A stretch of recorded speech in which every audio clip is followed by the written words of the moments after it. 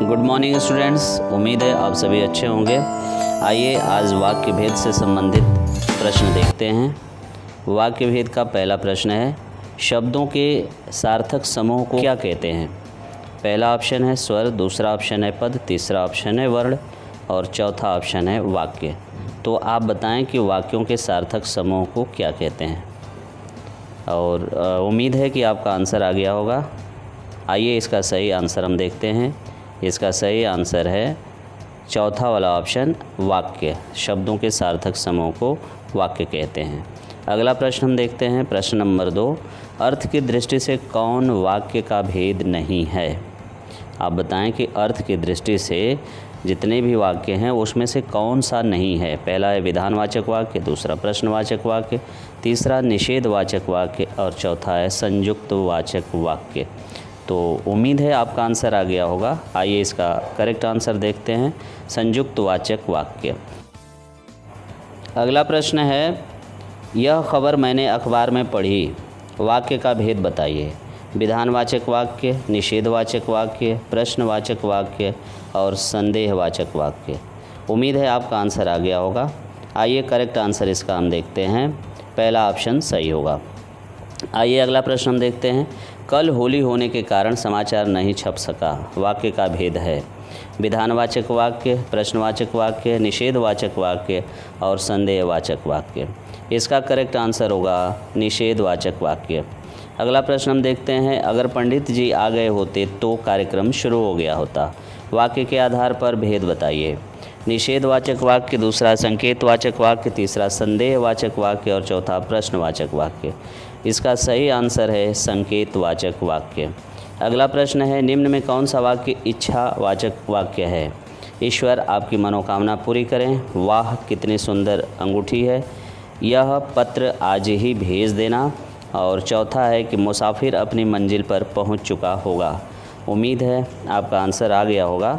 आइए इसका सही आंसर हम देखते हैं। पहला ऑप्शन सही होगा, ईश्वर आपकी मनोकामना पूरी करे।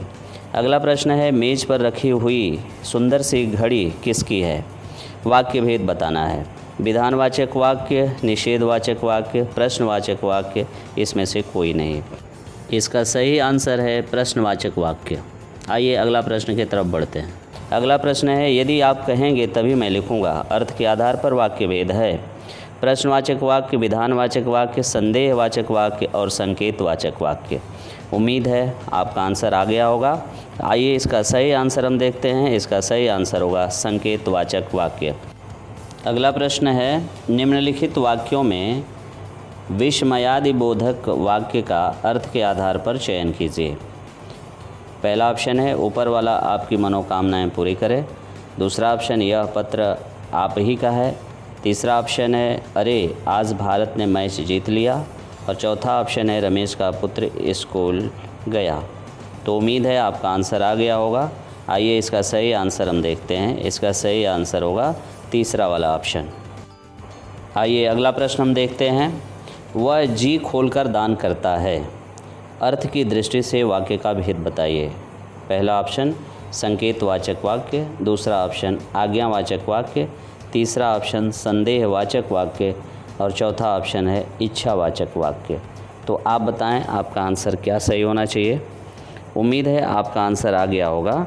वह जी खोलकर दान करता है, यह वाक्य आज्ञावाचक वाक्य के अंतर्गत आएगा। तो इस तरीके से इसका दूसरा वाला ऑप्शन सही होगा। अगला प्रश्न हम देखते हैं, प्रश्न नंबर 11 है, उसे समझाने की कोशिश मत करो, अर्थ के आधार पर वाक्य भेद बताइए। पहला वाला ऑप्शन है संकेतवाचक वाक्य, दूसरा ऑप्शन है संदेहवाचक वाक्य, तीसरा ऑप्शन है निषेधवाचक वाक्य और चौथा ऑप्शन है विधानवाचक वाक्य। उम्मीद है आपका आंसर आ गया होगा। आइए इसका सही आंसर हम देखते हैं। इसका सही आंसर होगा तीसरा वाला वाक्य। आइए अगला प्रश्न हम देखते हैं, आजकल भ्रूण हत्या हो रही है, इस वाक्य का प्रश्नवाचक वाक्य क्या होगा?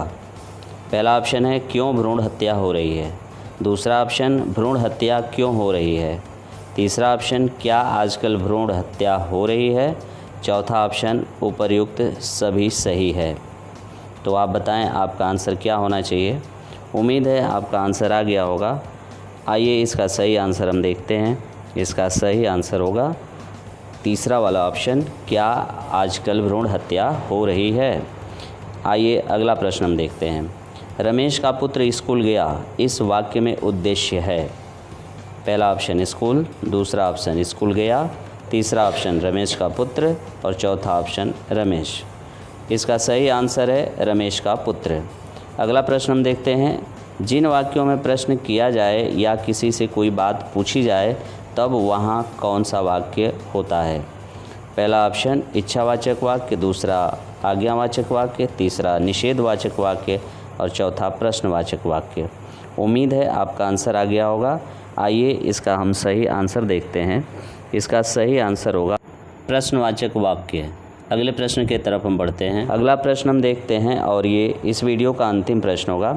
जिस वाक्य से किसी कार्य या व्यक्ति के न होने का बोध हो वहाँ कौन सा वाक्य होता है। प्रश्नवाचक वाक्य, दूसरा संकेतवाचक वाक्य, तीसरा विधानवाचक वाक्य और चौथा ऑप्शन है निषेधवाचक वाक्य। तो आप बताएं आपका आंसर क्या होना चाहिए। इसका सही आंसर है निषेधवाचक वाक्य।